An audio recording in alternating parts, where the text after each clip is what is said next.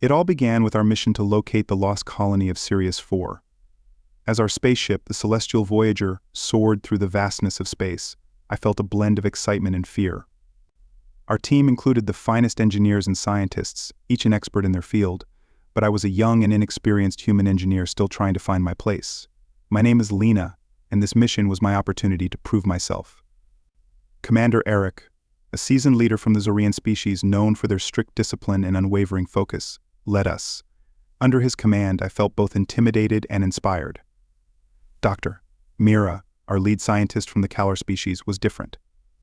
She relied heavily on logic and empirical data, often dismissing anything that didn't fit neatly into her scientific framework. My intuitive approach often clashed with her methodical nature, but I knew we had to find a way to work together to succeed. As we neared Sirius 4, the sensors on the celestial Voyager began to detect anomalies. The colony was supposed to be full of activity, but the readings suggested otherwise. We landed on the desolate surface, surrounded by abandoned buildings and empty streets. The silence was overwhelming. "We need to figure out what happened here," Commander Eric said, his voice steady. "Dr. Mira, start with the environmental scans. Lena, check the structural integrity of the buildings." I nodded and got to work. As I walked through the deserted colony, I couldn't shake the feeling that something was terribly wrong. The buildings were intact, but there were no signs of life, as if the colonists had vanished into thin air. "Doctor." Mira's voice crackled through my communicator. "Lena, I'm not getting any significant readings. The environment is stable, no hazardous materials detected." "Copy that," I replied, "but something doesn't feel right. I'm going to check the central control unit." The control unit was in the heart of the colony, a large building that served as the command center. As I approached, I heard a faint hum from within. The doors slid open with a hiss, revealing a dimly lit room filled with consoles and monitors. I began to inspect the equipment, searching for clues. "Lena, this is Commander Eric. Report your status." "I'm in the control unit, sir. There's still power, but it looks like the systems are malfunctioning. I'm going to run a diagnostic." As I worked, I felt like I was being watched. The hairs on my neck stood up, and I turned around, expecting to see someone or something, but the room was empty. Shaking off my unease, I focused on the task at hand. The diagnostic revealed several errors, indicating that the colony's infrastructure was failing. It was a puzzle that needed solving, and I was determined to find the missing pieces. Just then, Dr. Mira and Commander Eric entered the room. "Any luck?" Mira asked, scanning the monitors. "There are multiple system failures," I explained, "but I can't pinpoint the cause. It's almost as if the colony was abandoned suddenly." Commander Eric frowned. "We need answers, and we need them fast. Keep working on it, Lena." Hours turned into days as we combed through the colony, searching for any signs of the missing colonists. Tensions were high, and the stress was taking its toll on all of us. The equipment failures continued to baffle us, and Dr. Mira was growing increasingly frustrated with my intuitive approach. "You can't just go on a hunch, Lena," she snapped. "We need concrete data." "I know, but sometimes you have to trust your instincts," I replied, trying to keep my voice steady. "Enough," Commander Eric interjected. "We need to work together. Lena, keep following your instincts, but Mira, I want you to verify her findings with the data." It wasn't the ideal solution, but it was the best we could do under the circumstances. As the days passed, I started to notice a pattern in the failures. They weren't random, they were targeted. Someone or something had systematically disabled the colony's systems. One evening, as I was reviewing the data, I had a breakthrough. "Commander, Dr. Mira, I think I found something." They hurried over to my console. "What is it?" Eric asked. "The failures are all connected to the central power grid," I explained, "but it's not a mechanical fault. It's deliberate sabotage." Mira's eyes widened. "Sabotage? By whom?" "I don't know yet, but I have a theory. If we can access the mainframe, we might be able to trace the source." The mainframe was in an underground bunker, accessible only through a series of security protocols.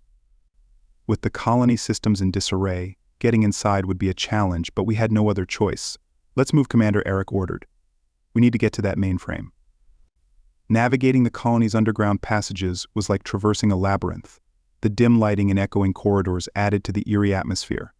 As we approached the mainframe room, we encountered our first obstacle, a locked security door. "I can override it," I said, pulling out my toolkit. "Be quick," Mira urged. "We don't know what else might be down here." With steady hands, I bypassed the security protocols, and the door slid open. Inside, the mainframe hummed with latent energy. I approached the console and began accessing the logs. "What do you see?" Eric asked, his voice tense. "It's just as I thought," I replied. "Someone accessed the mainframe and initiated a shutdown sequence. But there's more. There are traces of communication with an external source." "An external source," Mira repeated. "From where? I'm not sure yet, but I'm going to find out." As I dug deeper into the logs, I uncovered a series of encrypted messages. Decoding them would take time, but they held the key to understanding what had happened to the colony. Hours passed as I worked tirelessly, my fingers flying over the keyboard. Finally, the encryption broke, revealing a string of coordinates and a single word: sanctuary. "What does it mean?" Mira asked, peering over my shoulder. "It's a location," I said. "The colonists must have fled there." Commander Eric nodded. "Then that's where we're headed. Prepare the ship." With renewed determination, we made our way back to the celestial Voyager. As we prepared to depart, I couldn't shake the feeling that we were being watched. The sense of urgency was palpable, and I knew time was running out. As we lifted off, I glanced back at the abandoned colony. We were one step closer to finding the colonists, but the journey was far from over. The mystery of Sirius 4 was deepening, and I was determined to uncover the truth, no matter the cost. The coordinates from the decoded message led us to a distant star system. The location labeled Sanctuary was our next destination. The journey was filled with uncertainty, but it was our only lead. The colonists had risked everything to get there, and so would we. "Coordinates set," I said, double-checking the navigation inputs. Commander Eric and Dr. Mira were by my side, their expressions a mix of determination and anxiety. "Good work," Lena Eric said, his voice steady. "Let's hope Sanctuary lives up to its name." The celestial Voyager accelerated to warp speed, the stars outside the viewport stretching into lines of light. The hum of the engines was a comforting reminder of our ship's reliability, yet the silence between us spoke volumes about the weight of our mission. Hours turned into days as we crossed the vastness of space. I spent most of my time in the engineering bay, fine-tuning systems and running simulations. The thought of the colonists' fate gnawed at me, driving me to ensure our ship was in peak condition. Finally, we arrived.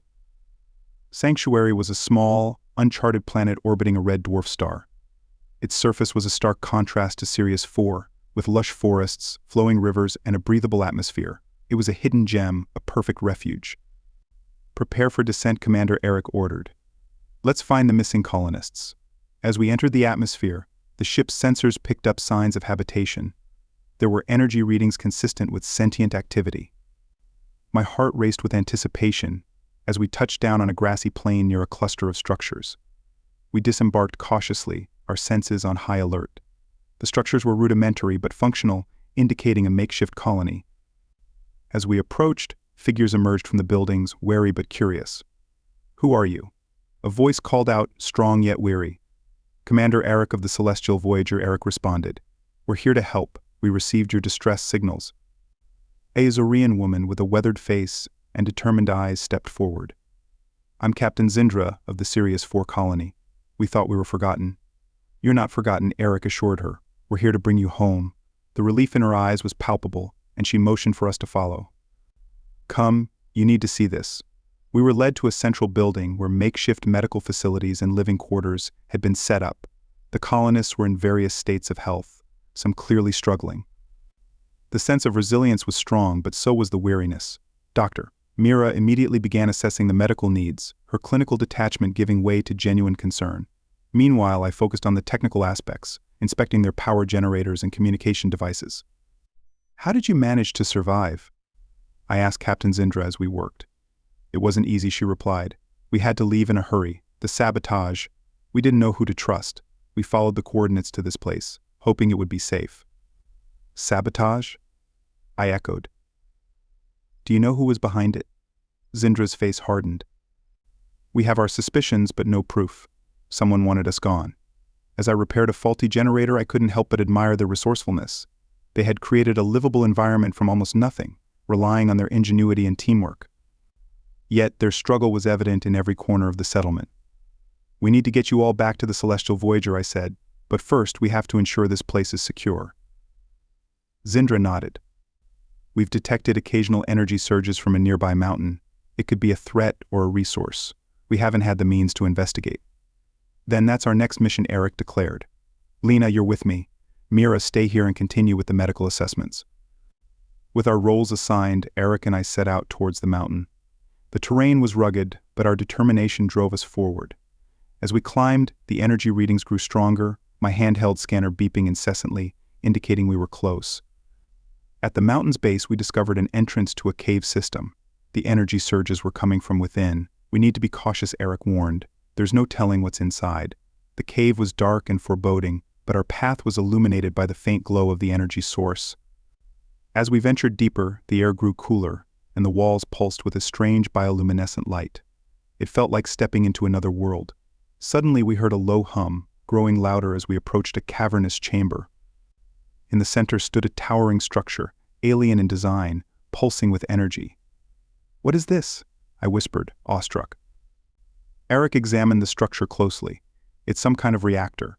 Advanced technology, not of Zorian or Kalar origin. If we can harness this, it could power the colony indefinitely." I nodded, my mind racing with possibilities. But first, we had to ensure it was safe. As I approached the control panel, my hands shook with anticipation. The interface was complex, but I began deciphering the symbols and mechanisms. "Lena, can you do it?" Eric asked, his voice filled with hope. "I think so," I replied, my fingers dancing over the controls, "but it's going to take some time." As I worked, the pressure mounted. Every second counted. The reactor's energy was volatile, and one wrong move could spell disaster. Sweat trickled down my forehead, but I pushed through, guided by intuition and determination. After what felt like an eternity, the reactor stabilized. The hum softened to a gentle pulse, and the energy readings normalized. I exhaled a breath I didn't realize I'd been holding. "We did it," I said, turning to Eric with a triumphant smile. "The colony will have power." Eric clapped me on the shoulder. "Excellent work, Lena. Let's head back and share the good news."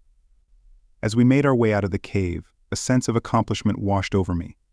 The colonists would not only survive but thrive thanks to the newfound energy source, but there was still work to be done. Back at the settlement, the mood was jubilant. Dr. Mira had made significant progress with the medical treatments, and the colonists were already looking healthier. Captain Zindra's gratitude was evident as she embraced Eric and me. "Thank you," she said, her voice thick with emotion. "You've given us hope. It's what we're here for," Eric replied, his stern demeanor softening. "Now let's get everyone back to the celestial voyager." The next few days were a blur of activity as we prepared for the journey home. The colonists, now filled with renewed vigor, worked alongside us to secure their supplies and belongings. It was a testament to their resilience and spirit. As the last of the colonists boarded the celestial voyager, I took a moment to reflect. This mission had been more than a test of my skills, it had been a journey of growth and discovery. I had proven to myself and others that intuition and ingenuity were just as valuable as data and logic. "Ready to go, Doctor?" Mira asked, standing beside me. "Ready," I replied, smiling. "Let's take them home." The ship lifted off, leaving Sanctuary behind but carrying its spirit within us. The journey back to our home base was filled with camaraderie and shared stories of survival. The bond between the crew and the colonists grew stronger with each passing day. Upon our return, the colonists were welcomed with open arms. They had endured unimaginable hardships but had also found new allies in us. As we disembarked, Commander Eric addressed the crew and the colonists. "Today we've not only saved lives but forged a connection that will endure. Lena, your intuition and determination have been invaluable. You've shown us that the human touch is irreplaceable." His words filled me with pride. This mission had been a testament to the power of resilience, teamwork, and the unique spark of human ingenuity. As I looked around at the faces of those we had saved, I knew this was only the beginning. The future held countless challenges, but with our combined strengths, we were ready to face them. The celestial voyager would continue its journey, exploring the unknown and protecting those in need. And I, Lena, human engineer, was proud to be part of that mission. Sweat trickled down my forehead, but I pushed through, guided by intuition and determination. After what felt like an eternity, the reactor stabilized. The hum softened to a gentle pulse, and the energy readings normalized. I exhaled a breath I didn't realize I'd been holding. "We did it," I said, turning to Eric with a triumphant smile. "The colony will have power." Eric clapped me on the shoulder. "Excellent work, Lena. Let's head back and share the good news." As we made our way out of the cave, a sense of accomplishment washed over me. The colonists would not only survive but thrive thanks to the newfound energy source, but there was still work to be done. Back at the settlement, the mood was jubilant. "Doctor,